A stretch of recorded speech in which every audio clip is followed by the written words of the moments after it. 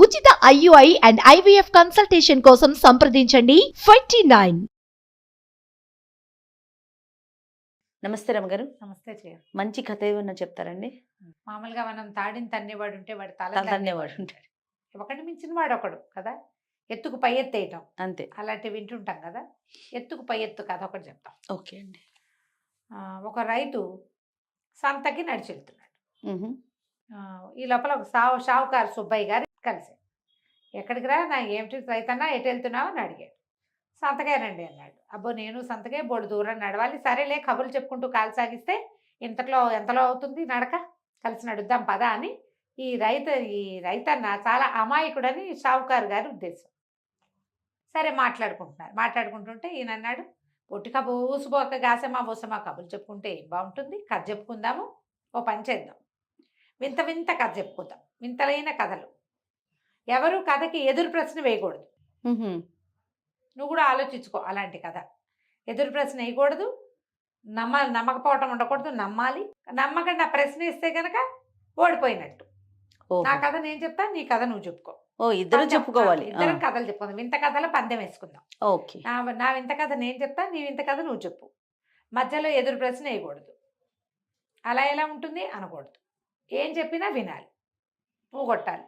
ఎవరు ఎదురు ప్రశ్న ఇస్తే వాళ్ళు ఓడిపోయినట్టు. బాగుంది కదా. సరే అని చెప్పు మరి కదా అన్నాడు. అనేసరికి రైతన్న అన్నాడు, పెద్దాడివి, వయసులో పెద్దవాడి, స్థాయిలో పెద్దవాడివి, ఐడియా ఏమో నీది, నువ్వే చెప్పు సుబ్బన్న కథ అన్నాడు. షావుకారు సుబ్బయ్య గారు మొదలుపెట్టారు. నేను ఒకసారి ఇక్కడ పెద్ద ఒంటెల బిడారుని చూశాను. బిడారుని ఎట్టా చూస్తారు, వీళ్ళు ఉన్నదేమో అమలాపురం దగ్గర పల్లెటూరు. అక్కడ ఒంట్లు ఉంటాయి. అదే కదా, ఎడారి కాదు కదా. రైతన్న అబ్బా అన్నాడు, నీకు ఆశ్చర్యంగా లేదు అని అడిగాడు సుబ్బన్న. ఆశ్చర్యానికి ఏముంది, ఒంటలు ఏం ఆశ్చర్యం లేదు, చెప్పుకోను అన్నాడు రైతు. సరే పెద్ద వంటలు పెట్టారు. ఒకటి అవి ఎన్నున్నాయి లెక్క పెడతానుండు, 30, 40, 50 కాదు, 101 మొత్తం. 101 వంటల్ని ఏం చేశారంటే వాటిని ఒకదాని వెనకాల ఒకటి బారుగా పొడుగ్గా నుంచోబెట్టారు, వరుసగా నుంచోబెట్టారు. బాగుంది. వంటలు వరుసగా నుంచుంటాయి చీమల్లాగా. అదే కదా. సరే అక్కడి నుంచి ఏం చేశారు తెలుసా, ఒకదాని ముక్కుకి దీని ముక్కు వెనకాల దానికి చేశారు, దీని తోకని దాని వెనకాల ఉన్న దాని ముక్కుకి కట్టారు. దీని తోక దాని ముక్కు, దీని తోక దాని ముక్కు చొప్పున అటా కట్టి 101 అలా లైన్గా నుంచోబెట్టారు. నడుస్తున్నాయి ఒంటెలన్నీ కూడా ఒకదాని వెనకాల ఒకటి దారంతో పూసల్లాగా నడుస్తూ వెళ్తుంది. ఆశ్చర్యం కాదు అన్నాడు సుబ్బయ్య. అంటే ఆశ్చర్యానికి ఏముంది, అట్లా నేర్పించుంటారు, అట్లా నడుస్తున్నాయి, నువ్వు కథలోకి వెళ్ళు పర్వాలేదు అన్నాడు రైతు. ఎదురు ప్రశ్న ఎట్లేదు, అట్ట నడుస్తాయే వంటలు అనద్దు అట్లా నడుస్తుంటే ఏమైంది, పైన ఒక గద్ద తిరుగుతోంది. ఆ గద్ద అమాంతం కిందకి దిగి ఆఖరి నుండే ఉంటే దాని తోక పుచ్చుకుని లేవ తీసుకెళ్ళిపోయి, ఒంటె తోక పుచ్చుకుని గద్ద ఆకాశంలోకి తీసుకుపోతే ఇంకేముంది, ఒక ఇంటి వెనకాల ఒక వంట లేచిపోయినాయి మొత్తం. ఆ గద్ద పట్టుకుని వెళ్ళిపోతుంది తినడానికి. ఓహో. 101 వంటలు వేళ్లాడుతున్నాయి దాని ముక్కును పట్టుకుని.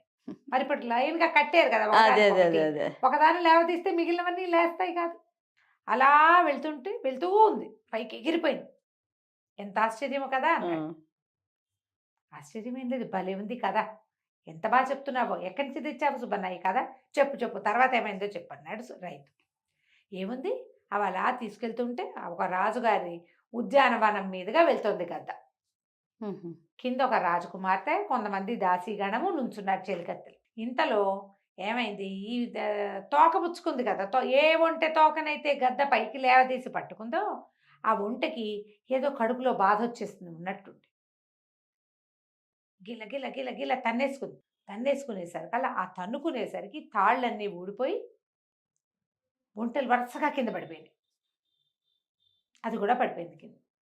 ఈ ఏదో గద్ద ఒకటి పైన వెళ్తుంది, అదేదో తాడు పుచ్చుకెళ్తుందని రాజకుమార్తె దాసులు తలకాయ ఎత్తి పైకి చూస్తున్నారు.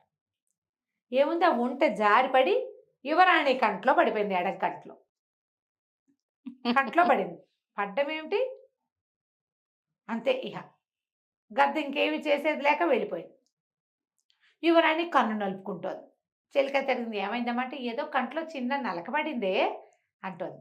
అని చెప్పి కన్ను ఇట్లా ఇట్లా ఇట్లా అంటుంది. అంటుంటే ఏం చేసింది, ఓ దాసీది వచ్చి ఉండండి ఏం పడిందో నేను తీస్తా అని చెప్పేసి పక్కన ఉన్న పత్తి చెట్టు నుంచి చిన్న పత్తి కోసి దాన్ని ఇట్లా వెలిపెట్టి పుల్లలాగా కంట్లోంచి తీస్తే ఒక ఒంటి వచ్చింది బయటికి. ఒంటి రాగానే పక్కన ఇంకో చెలికత్తే హ్యాండ్ బ్యాగ్ వేసుకుని ఉంచింది, రాణిగారిది, యువరాణి గారి హ్యాండ్ బ్యాగ్. టకీమని ఆ ఒంటెని పుచ్చుకుని హ్యాండ్ బ్యాగ్లో పెట్టింది. ఇట్లా ఒక్కో వంట తీస్తూ ఉంటే చెలికత్తేమో పత్తి కోసబెట్టి తీసేస్తోంది. రెండో చెలికత్త వచ్చిన వెంటనే వచ్చినట్టు హ్యాండ్ బ్యాగ్లో పెట్టేసుకుంది. బ్యాగ్లో పెట్టుకుని ఇంటికి వెళ్ళాక దేంట్లోనే పడేస్తాను అని చెప్పింది. యువరాణి గారు కన్ను నలుపుకుంది, కన్ను సరిపోయింది, అయిపోయిందే తగ్గిపోయింది పర్వాలేదండి. హాయిగా అందరూ కలిసి ఆటలాడుకుని ఇంటికి వెళ్ళిపోయారు. కథకంచికి మనం ఇంటికి బాగుందే కదా, ఇందులో వింతగా లేదు అన్నాడు. ఈ రైతు అన్నాడు, వింతకే ఉంది, కథలు ఇట్టగే ఉంటాయి, ఎంత బాగుందో, భలే బాగా చెప్పావు. ఇప్పుడు నేను చెప్పనా ఓ కథ అన్నాడు.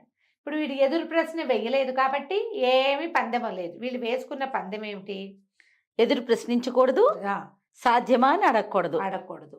పందెం ఓడిపోతే 1000 రూపాయలు ఇవ్వాలి. ఓహో.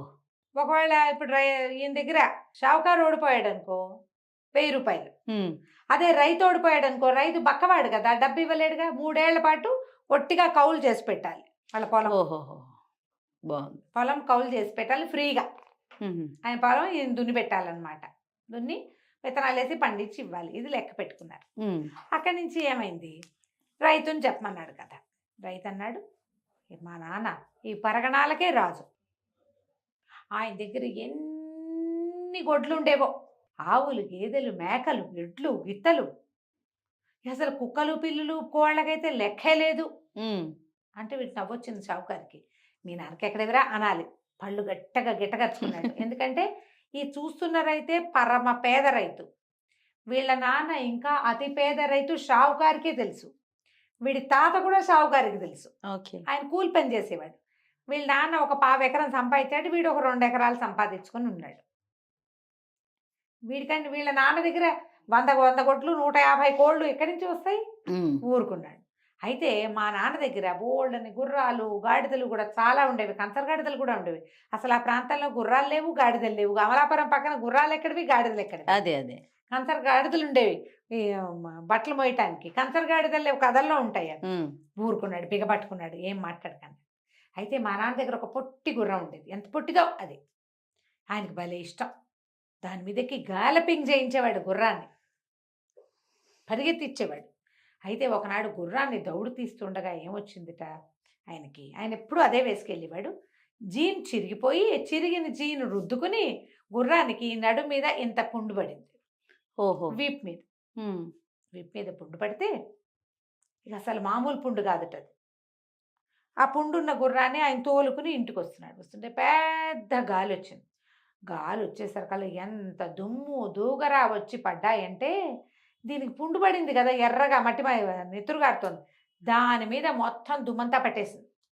ఆ దుమ్ముతో పాటు కొన్ని వడ్ల గింజలు కూడా వచ్చి దాని డొక్కలో పట్టేసాయి ఆ గుర్రానికి. వడ్ల గింజలు రక్తపు తడికి మొలకెత్తి బయరేసినాయి. ఈయన అంటున్నాడు, ఒక ఉద్రేకం వస్తుంది లోపల. సావుకారికి ఊరుకున్నాడు, మాట్లాడకండి. ఇందాక వాడు మాట్లాడలేదు కథలో వింత విషయాలకి, మనం కూడా మాట్లాడకూడదు, మాట్లాడితే ఉంది 1000 రూపాయలు ఇవ్వాలి, అందుకని మాట్లాడకండి అన్నాడు. అక్కడి నుంచి ఇంకా పండిందండి షావుకారు సుబ్బన్న పంట, మామూలుగా లేదు. గుర్రం తాలూకు డొక్క మీద పడిన అరిచేతిలో సగం అంతా నెత్తురు మరక మీద ఒడ్లు పడి మొత్తం విరగబండేసింది. అదంతా ఒడ్లు పడి అవన్నీ మొక్కలు వచ్చి అవన్నీ చెట్లయ్యి వరి పంట కోసేసి అక్కడి నుంచి ఊరుమ్మడి మొత్తం అందరూ కోసిన తరగల పంట. బంగారపు రంగు కంకులు ఇంతంత గింజలుండి, ఇంత గింజలు సుబ్బన్న ఎంత పెద్దవో, మొత్తం కోసారు. కోసిన తర్వాత ఏమైంది, మా నాన్న ఎందరికో పంచిపెట్టాడు. ఎవడు, ఈ రైతు వాళ్ళ నాన్న. పంచిపెట్టాక ఏమైందంటే మీ నాన్న మా ఇంటికి వచ్చాడు. ఓహో. సుబ్బన్న గారి నాన్న. అప్పుడు మా నాన్న ఏమన్నాడంటే, సుబ్బన్న వాళ్ళ నాన్న ఇంకా షావుకారు, నువ్వు కావాలంటే వడ్లు కొలుచుకో అని చెప్పేసి 5 బస్తాల వడ్లు కొలిపించాడు. మీ నాన్న మళ్ళీ తీర్చేస్తానన్నాడు. అది కథ, ఇప్పుడు చెప్పు. ఒడ్లు తీర్చేస్తే పందెం ఓడిపోయినట్టు కాదు. మేము ఎందుకు తీర్చాలి అంటే పందెం ఓడిపోయినట్టు 1000 రూపాయలు ఇవ్వాలి. ఏం అంతే. చేస్తాం? ఆ. ఏం చేస్తాడు పాపం? ఒడ్లన్నా ఇవ్వాలి, డబ్బులన్నా ఇవ్వాలి. ఇవ్వాలి. ఇక అప్పుడు బాగా ఆలోచించి మా నాన్న చాలా నీతిమంతుడురా, ఆహా. తీసుకున్న 5 బస్తాలు తీర్చేస్తాడు. తీర్చను అంటే 5 బస్తాలు ఏమైంది, ఎంత రూపాయి ఆ రోజుల్లో, ఏ 30 రూపాయలు. అంతే. 5 బస్తాలతో తీరిపోయింది. మా నాన్న ఎందుకు తీర్చాలి, అసలు ఇదేంటి వెర్రి కదా అన్నావా, పందెం పంది ఓడిపోయింది. 1000 ఓడిపోయినట్టు. రూపాయలు ఇవ్వాలి. 1000 ఇవ్వడం సులువా, 5 బస్తాలు ఇవ్వడం సులువా అంతే. కదా. అలాగని ఇంటికి వెళ్ళాక కొలుస్తాను, పట్టుకెళ్ళు అని చెప్పేసి 5 బస్తాల ఓట్లు కొలిచి బాగుంది. వాళ్ళ దగ్గర ఉన్న శ్రేష్టమైన ఓట్లు వేసుకుని రైతు తర్వాత పంటలు పండించుకున్నాడు. కథకంచికి మనం ఇంటికి చూడు, ఆయన ఏం ఎత్తేసాడు, వీడిని బాగా ఇరికిచ్చి 3 సంవత్సరాల పాటు కౌలు చేయించుకుందాం అనుకున్నాడు. చివరికి వాడికి 5 బస్తాలు ధాన్యం ఇవ్వాల్సి వచ్చింది. కానీ ఊహలు మాత్రం అత్యద్భుతం కదా రమ్మగారు.